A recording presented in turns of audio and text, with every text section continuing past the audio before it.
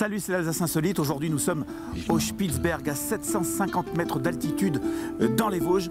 Regardez cette bâtisse. Il y a encore 10 ans, elle était laissée à l'abandon. C'est l'ancien pavillon de chasse de l'empereur Guillaume II. Et ça, c'est insolite. Ich warte mit geschlossenen Augen, warte auf den Morgen. Ich warte.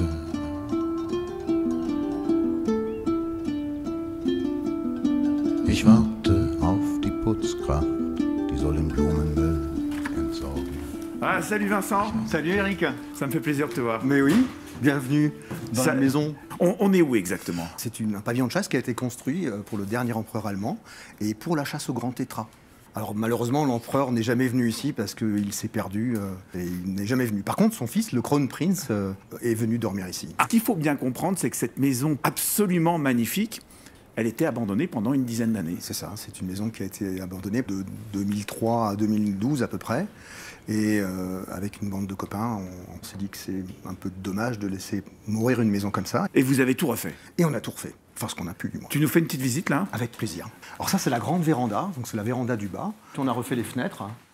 Là, je vois, il y a des... Ouais, alors tu vois, quand on a refait cette véranda, on a voulu garder cette vieille frise qui doit dater du début de la maison, début en fait. de la maison. Donc, la maison a été construite entre 1900 et 1906.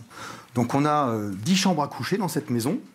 On a 3 salles de bain qu'on a refaites. J'adore, c'est magnifique. Encore des vieilles frises. Ouais, tu vois, donc là, on a une petite chambre à coucher. Donc, ouais, tu vois, c'est très rustique. C'est la chambre écureuil. La chambre écureuil. Ouais. Et ici, on arrive sur la véranda du haut, où tu as une vue sur la forêt, tu vois. Écoute, c'est le paradis.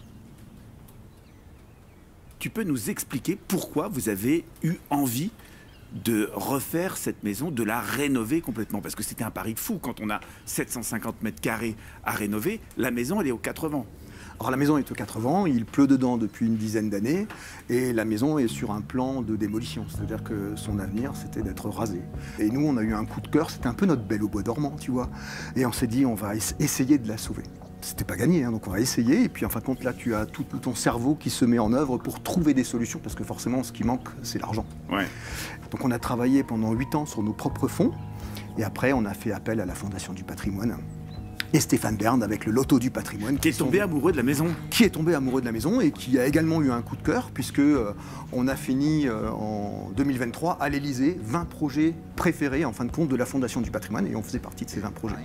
Cette maison, en fait, c'est un privilège que tu es en train de nous faire, Vincent, parce que d'habitude, elle est fermée au public. Elle est fermée au public, on l'ouvre lors des journées du patrimoine, mais sinon, effectivement, c'est fermé. Elle a une architecture un peu particulière quand même. Alors l'architecte, c'est un architecte prussien qui s'appelle Kuder, qui a construit également le Palais des Fêtes à Strasbourg. Un très beau bâtiment. Et souvent, tu sais, les gens me disent « Ouais, mais il fallait être fou pour se lancer dans un pari comme ça. » Et j'aime bien dire « Mais la vraie folie, est-ce que c'était de laisser mourir une maison comme ça ou de se remonter les manches et se dire « On va essayer de faire quelque chose ?»